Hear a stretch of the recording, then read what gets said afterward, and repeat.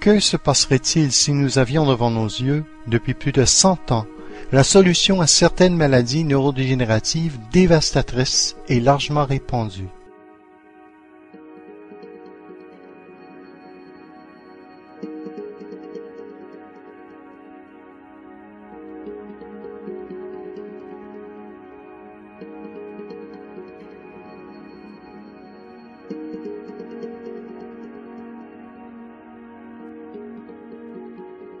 Ces représentations, ces vues stroboscopiques étaient des flashs internes de notre corps.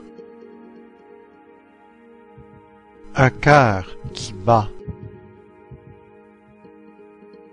Un réseau minutieux de veines à l'intérieur même de notre tête et cou. Le sang qui coule à l'intérieur d'une veine. Un voyage à travers notre cerveau. Des progrès récents dans la technologie de l'imagerie telle l'IRM et l'écho-doppler nous permettent de regarder à l'intérieur du corps humain avec plus de précision que ce qui était possible auparavant.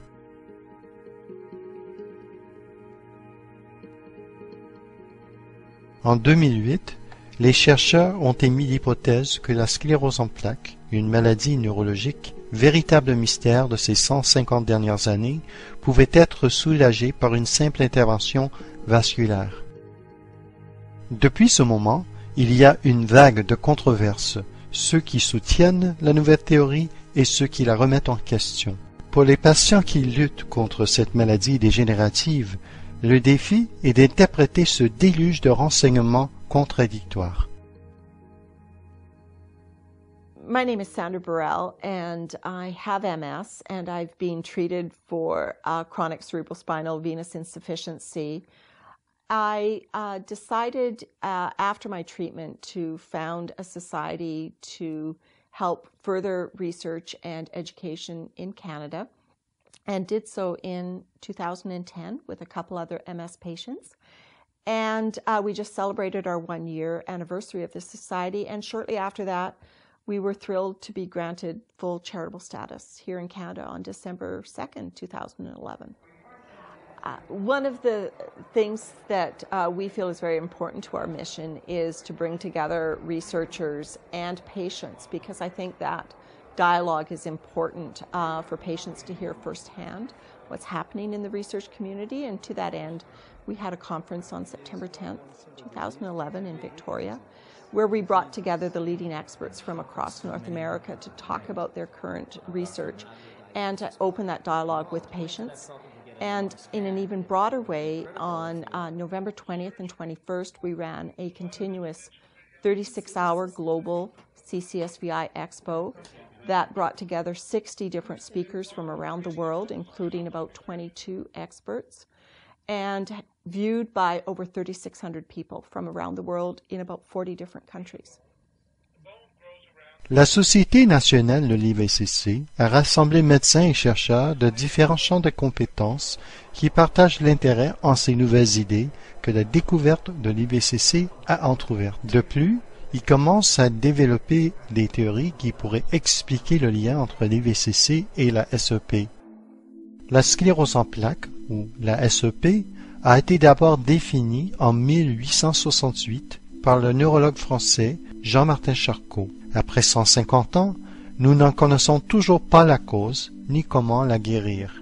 Ce que nous savons, c'est que la SEP est plus fréquente à mesure qu'on s'éloigne de l'équateur. Ceci fait que le Canada a un des taux les plus élevés de SEP au monde.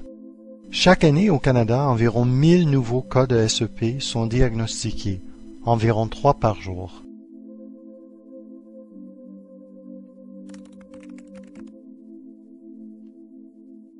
Woke up one morning and I couldn't pee. Well, I woke up one morning with my right arm being totally numb.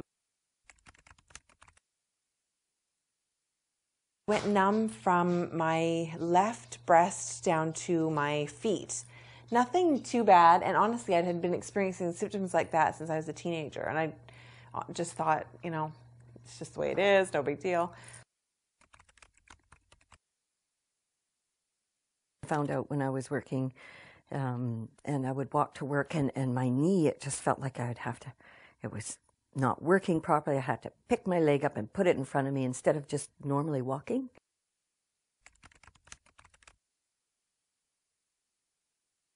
Went up to the lake in the summer with the kids that I still had, and that was when it struck me, because I was walking from the lake to the cabin, which is probably about 2 city blocks, but in sand, and I was having a terrible time. I kept falling down, and I started to cry. I got up to the cabin. I cried because they had said I had MS, right? And I hadn't even known what that was. And so I had asked, and they told me it was a debilitating disease. It would get worse over time. And I thought, here we go. I was the business manager at our business. Loved working, loved the people I worked with, and I continued to try to work, but unfortunately I was hit with another attack which left my left leg totally numb. And it was after that the doctors they did another MRI to see what was happening. Originally there was only 6 lesions in the brain, and then after the last attack there were 18. So they kind of said, you're done. You're not a good idea to be working. So you lose your career, your independence. And I started to get very rough shape in the summer of '96. Initially my right foot came off the bicycle pedal, because as a good workaholic you'll fit your exercise in on the way to and from work. And then I started to get weakness in my right side. And by the end of that summer, I couldn't empty a syringe with my right hand. Bill Code était anesthésiste et chercheur sur le cerveau, ce qui fait qu'il comprend mieux que quiconque ce qu'un diagnostic de SEP veut dire lorsqu'à 42 ans, il a été diagnostiqué. In anesthesia, you see MS patients from time to time, often in the hospital. It's usually the sickest ones. They have their own special set of problems, depending on how severe their MS is and their bladder issues and other problems. So the ones I saw were very sick ones. So that was a tough backdrop to get told I had MS. To me, it was almost a death sentence. Les symptômes de la SEP varient d'une personne à l'autre, mais peuvent se manifester par une vision trouble, perte de vision d'un œil, fatigue, tremblement, manque de coordination ou des difficultés de concentration. Au fur et à mesure que la maladie progresse, les symptômes peuvent s'étendre. La faiblesse musculaire, perte d'équilibre, ce qui peut mettre la personne dans un fauteuil roulant, des difficultés urinaires et intestinales, ainsi que des problèmes de déglutition. Souvent, la maladie progresse par des poussées en série. Durant ces poussées, les symptômes deviennent beaucoup plus prononcés. Ces poussées peuvent être séparées d'importants laps de temps où il y a peu de changements, mais chaque poussée laisse des séquelles physiques et l'état de la plupart des patients se détériore avec le temps. Fatigue is huge. It's so hard to understand unless you live it. A lot of times I can wake up in the morning, go in and have a shower. I come out of the shower and I'm exhausted. I am completely tired. I have to go lay down again. I had such a brain fog. It was almost cognitively. I couldn't get my words out. I couldn't think of words. Getting the right word for a situation, I'd be like, oh God, what am I trying to say? Or that was a nightmare. Numbness, although you might say, oh, it's benign, it can't really affect you, it does. It leads to falls. It also, there was a time when I couldn't use any cutlery. I couldn't use any pens. I couldn't hold anything. I would put something in my right hand and it would immediately just fall out. It's pretty bad. Like, I don't go anywhere without my walker or without a person to hang on to, because I put my hand on. You can't predict in a week from now, like you would be able to book your holiday trip to go, wherever. We don't do that because from one week to the next, one day to the next, we don't know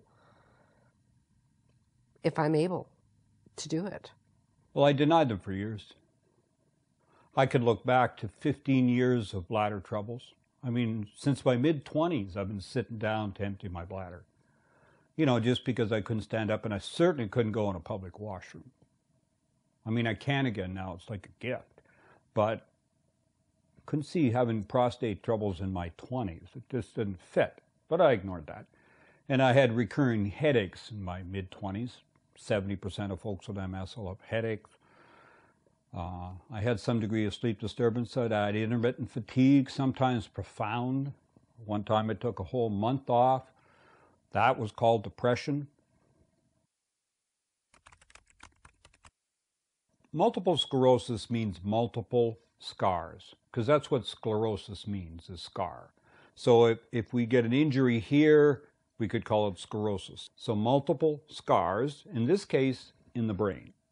En se servant de la résonance magnétique, nous pouvons voir les cicatrices ou lésions sur le cerveau des patients. L'IRM est de nos jours employé pour confirmer un diagnostic de SEP. Ces lésions furent décrites par Charcot, le neurologue français, lorsqu'il a décrit cette maladie pour la première fois. Il a constaté certaines caractéristiques de ces lésions. We've known for 150 years these were always surrounding a vein. At that time, he didn't know whether the MS caused the vein problem or the vein problem caused the MS. Lors des années 60 à 70, lorsque la résonance magnétique devint disponible, l'accent a été mis sur le cerveau des patients atteints de SEP et on s'est éloigné des vieilles théories vasculaires.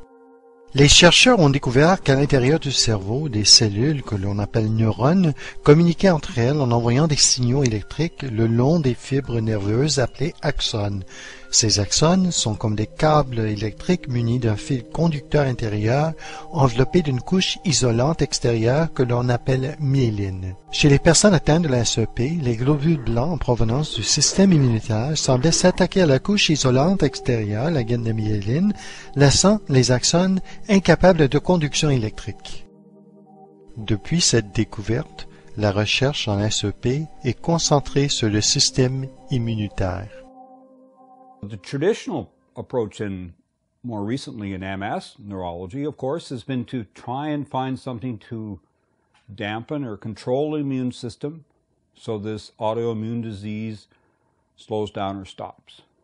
It hasn't been near as hopeful as we thought it was 10, 15 years ago.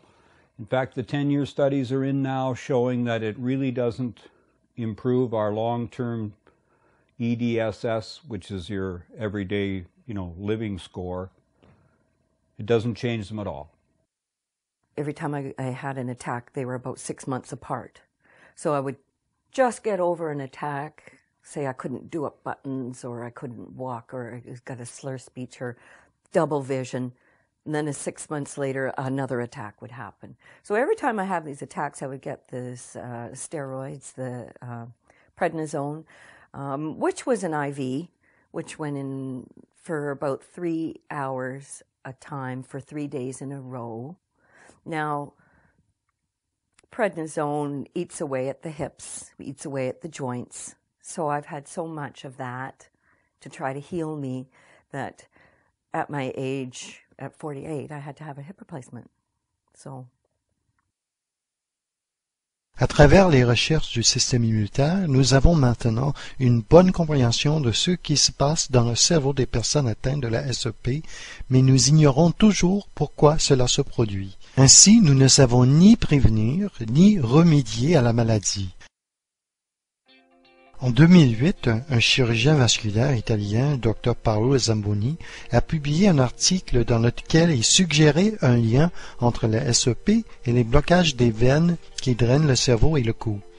Il a nommé cela IVCC, ou insuffisance veineuse céphalorachidien chronique. Il a aussi proposé une simple intervention endovasculaire pratiquée par des médecins vasculaires pour améliorer ce drainage. We perform venous angioplasty, and we perform venous angioplasty on the major draining veins from the central nervous system, or the brain and the spinal cord. There's really three main veins, the two jugular veins and the azygos vein in your chest. They have narrowings in them that prevent the blood from going from your central nervous system back to your heart. It's a block in the pipes. We go in there and we use our balloons to open up those blocks so that the blood can flow back to the heart in a more normal fashion. La veine compressée est détectée en se servant d'un Doppler veineux. Un ballonnet au bout d'un cathéter est inséré jusqu'au site du blocage et le ballonnet est gonflé pour élargir la veine. Le tout est ensuite retiré. Cette intervention est utilisée sur des artères depuis des années, mais son utilisation pour les veines est plus récente. Le Dr Zamboni a constaté d'importantes améliorations chez certains patients atteints de la SEP, ce qui a suscité un intérêt à l'échelle mondiale, et ce parce qu'il a rendu espoir aux patients qui n'en avaient plus. Quelques médecins dans les cliniques privées ont commencé à offrir cette intervention à ceux qui avaient les moyens financiers. Les résultats semblaient prometteurs. There are certain symptoms that we classify as CCSVI symptoms that tend to show sometimes and quite often very dramatic improvements. Improvements in their bowel and bladder function, improvements in their ability to sleep, the ability to think clearly, the ability to feel comfortable in warm conditions. There's many symptoms like this that fall into a category that we call CCSVI that tend to respond quite well to the procedure. L'intervention a été pratiquée à quelques reprises au Canada avant que l'on interdise aux médecins de la pratiquer. On devait prouver qu'il s'agissait d'une intervention sûre et efficace. L'approbation est ralentie au Canada car les recherches sur l'IVCC sont faites conjointement aux recherches sur la SEP au lieu de les considérer comme deux conditions séparées. The fear-mongering that's happened so far has been just that. It's been fear-mongering by a small subset of people who haven't wanted to look at the facts and the details. This is a relatively safe procedure. In fact, it's a very safe procedure compared to coronary angioplasty. 1 in 100 of those will go on to coronary artery bypass grafting, opening the chest. Not this. This is at least as safe as having your gallbladder out. It'll probably eventually be even safer than that. Probably as safe almost as a general anesthetic. We'll make the change in Canada. It's already happened now. Saskatchewan has initiated a study which they will do with a U.S. team, and they will start it. So they're not going to wait till the neurologists are all happy.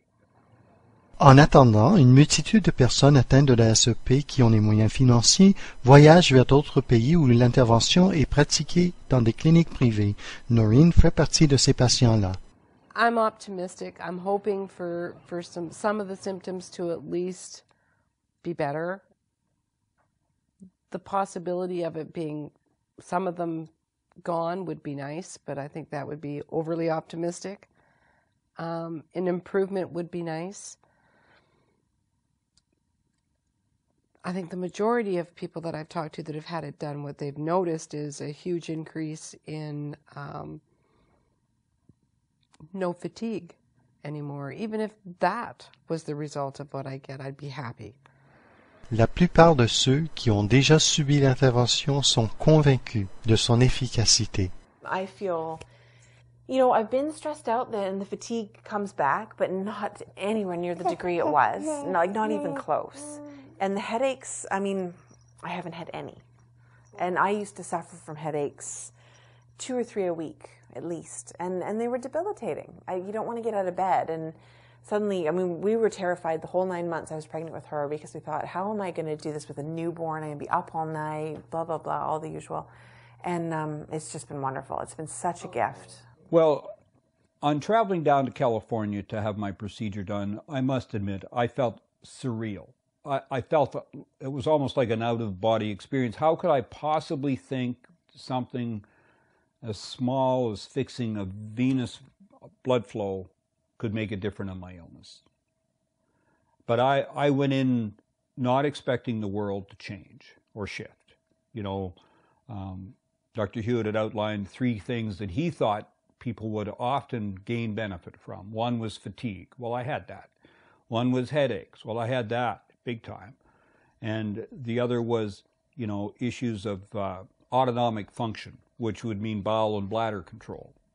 So I had problems with that. And I said, well, if I get any of those, I'll be happy. I got them all.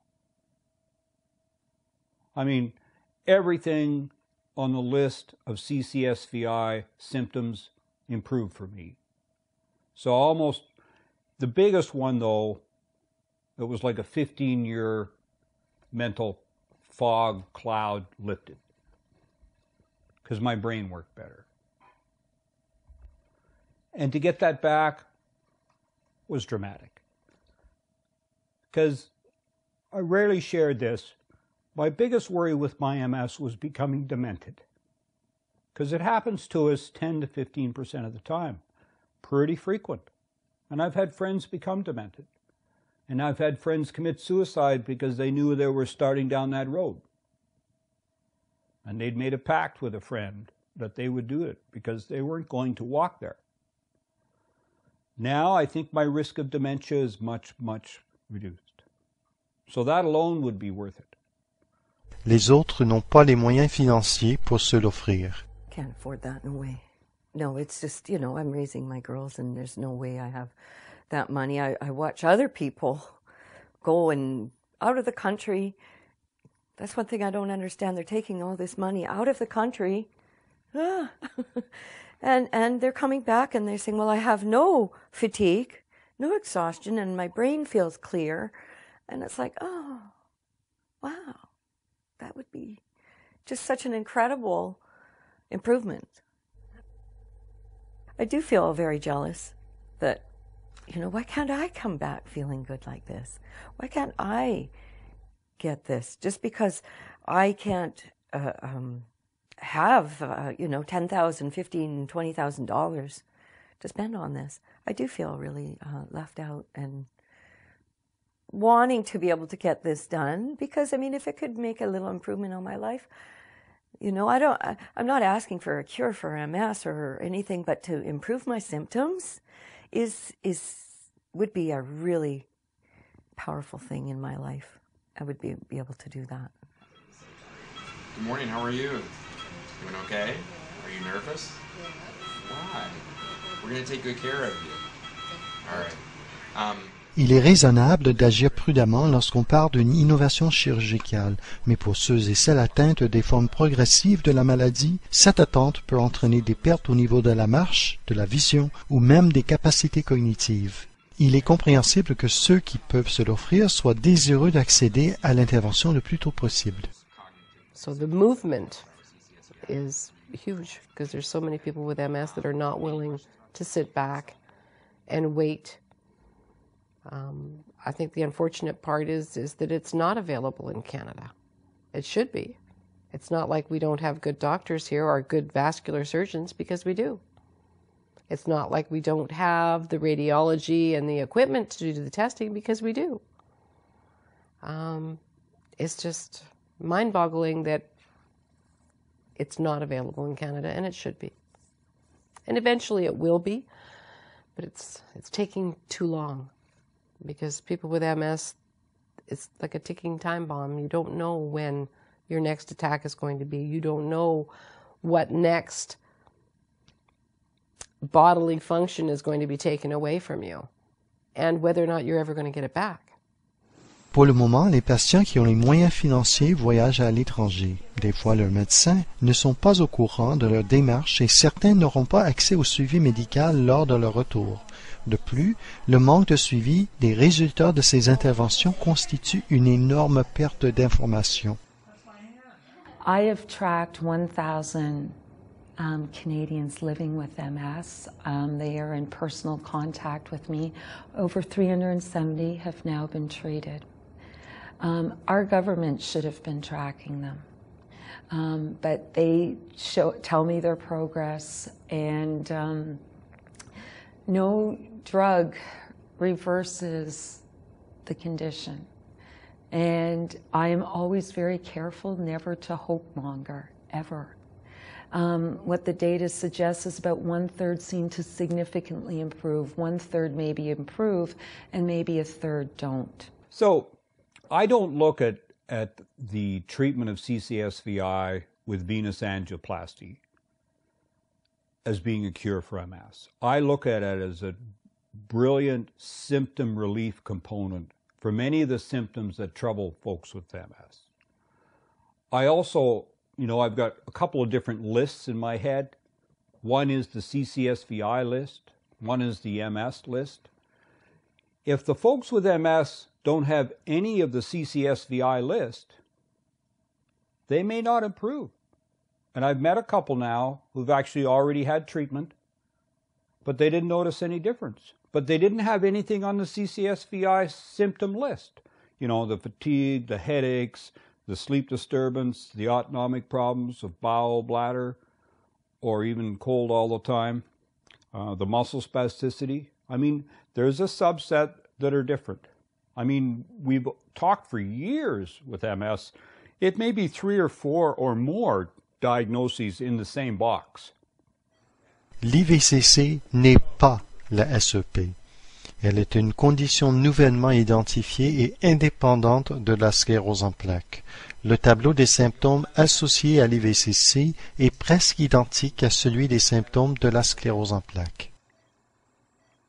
Toutes les personnes atteintes de la SEP n'ont pas l'IVCC et certaines qui ont l'IVCC n'ont pas la SEP, mais il pourrait exister un lien entre les deux. Selon les théories les plus récentes, les chercheurs croyaient que chez la personne atteinte de la SEP, les cellules du système immunitaire s'attaquaient et détruisaient la myéline. En réalité, ces cellules éliminent la myéline morte des axones qui relient les cellules cérébrales en nettoyant un dégât déjà occasionné. Quelque chose d'autre cause des dommages à la gaine de myéline, ce qui suggère que la sclérose en plaques n'est pas uniquement une maladie du système immunitaire. De plus, les globules blancs qui circulent dans le sang ne devraient pas se retrouver dans le cerveau. Normalement, le cerveau baigne dans son propre liquide qui est séparé du sang par la barrière hémato-encéphalique. Les cellules bien fortement impactées qui sont à proximité des capillarités, veines et artères empêchent l'entrée des bactéries et autres cellules qui peuvent s'attaquer au cerveau. À l'intérieur du cerveau, tout comme partout dans le corps, le sang entre par les artères à travers les capillaires où il y a un échange d'oxygène et d'autres nutriments, et il ressort par les veines. À l'intérieur des artères, la pression sanguine en provenance du cœur est plus élevée. C'est cette pression que le médecin mesure lors de la prise de la tension artérielle.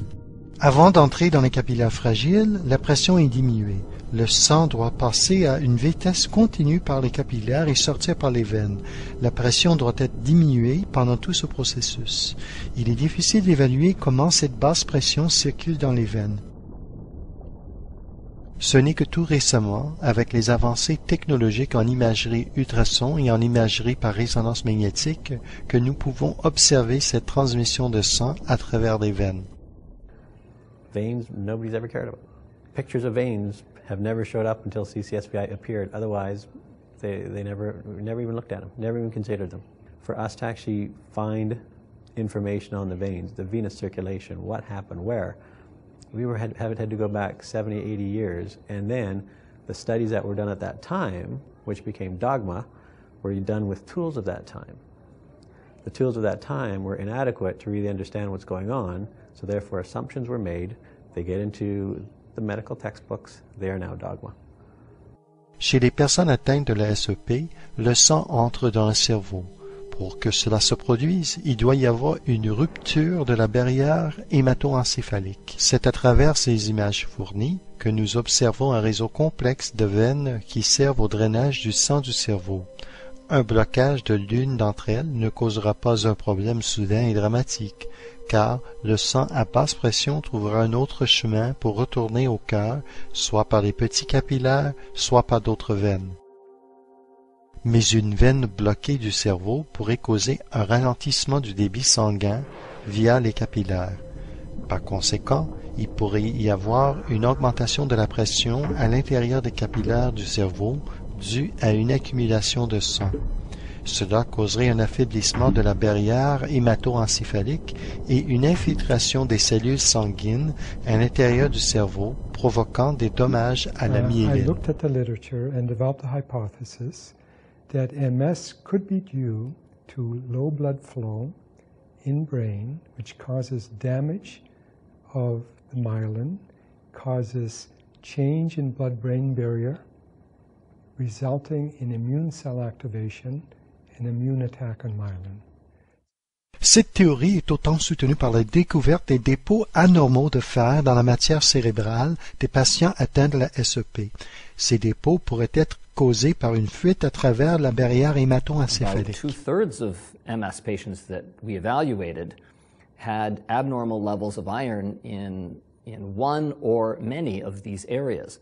So this became really a biomarker of people who have MS. What we think might be happening is that this obstructed flow might be leading to increased pressure on the vessel wall, or the reversed flow that Zamboni refers to as reflux might be leading to this problem that causes a breakdown of the endothelium, and so we then measure the end product. L'insuffisance veineuse céphalorachidien chronique pourrait avoir des répercussions sur d'autres maladies cérébrales. ALS or Lou Gehrig's disease, perhaps Alzheimer's, perhaps even autism. I think even some psychiatric disorder, such as bipolar, anxiety, depression. Things that we have nothing to offer yet. Why wouldn't we look for a vascular solution? L'IVCC ouvre de nouvelles voies d'accès à d'autres domaines de recherche et offre de nouvelles idées au sujet de la SEP en réintroduisant la possibilité que la SEP pourrait être causée par des anomalies du système circulatoire. Malheureusement, beaucoup de discussions entourant l'IVCC sont embrouillées par une publicité mensongère et par une réaction violente de la communauté médicale, réaction qui n'est pas toujours fondée sur des preuves scientifiques. This debate became very polarized in Canada when Zamboni's work was covered in November 2009. Between then and when the next study was published, we had opinion, we had intuition. That's not scientific evidence. And we had comments like, I think millions of dollars are going to be spent following a hoax. If I thought there was substance to this, I'd be all over it. That's opinion. That's not scientific evidence. We need evidence. CCSVI must absolutely be subject to the rigors of the scientific method. But it can't be a new scientific method where opinion over evidence. It can't be single studies that disprove theory. We can't have ignorance, a refusal to collect data, and the qualitative data being ignored as anecdotal stories. There are all these people that have gone off to get treated. They say they're doing better. So how could this possibly be working? Because they've already done the experimenting for us. We need to actually learn from them, capture their information. Dernièrement, Noreen a subi l'intervention dans une clinique privée à l'étranger. Elle est maintenant de retour chez elle. It's been about 2 weeks, and I'm feeling a lot better than when I went in, that's for sure. I mean, I still have some issues that I need to help myself through, and everything isn't 100%, but there's a definite, huge improvement. Et d'autres ont obtenu des bienfaits concrets après leur intervention. I haven't choked once and in 18 months, and I used to choke 5 times a day. I was scoped for choking. They did a endovascular, whatever they call it, put a scope down my throat in 2002. So I'd been choking for almost 10 years. And, I haven't choked once in 18 months. And that was huge because, that is a feeding tube. We maybe have 25 people that come to our group sort of thing. I would say probably at least half of them have gotten this treatment done. That's a lot. And come back and they're feeling great and they have nothing bad to say about it. And yeah, and so us that are left that, we just can't really afford it. We just kind of go, oh, okay, that's nice. Just really it's wonderful that you can be feeling so great and carry on with your life. And I've noticed too with the ones that have had it done, boy, they come back and they have their faces are flush again. They look good. They look like uplifting. Whereas I know a lot of MS people, you see them and they're very tired, and you can see it in their face and their eyes, and they're exhausted and they're tired. Even up until a month or two ago, I was still noticing subtle changes in my ability to think and problem solve. And even now, as we're doing harvesting and planting things around our organic garden on our farm, I've got a much better planning capable mind than I've had for more than 10 years. Okay, so that's a wonderful gift to have back.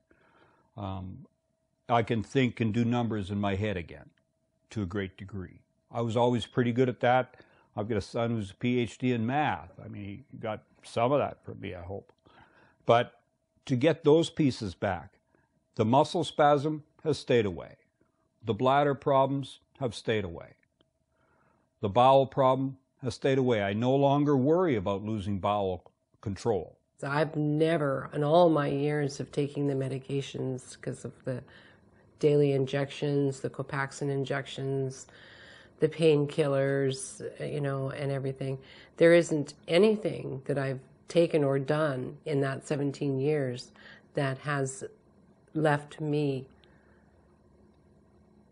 better than what I am now. So I've got nothing but good things to say. L'IVCC ne veut pas dire que la sclérose en plaques et l'angioplastie veineuse ne remédient pas à la SEP, mais pour plusieurs patients, elle soulage de certains de leurs symptômes les plus contraignants. Par la recherche, l'IVCC ouvre aussi la voie à de nouvelles découvertes qui sont importantes dans le domaine des maladies neurologiques.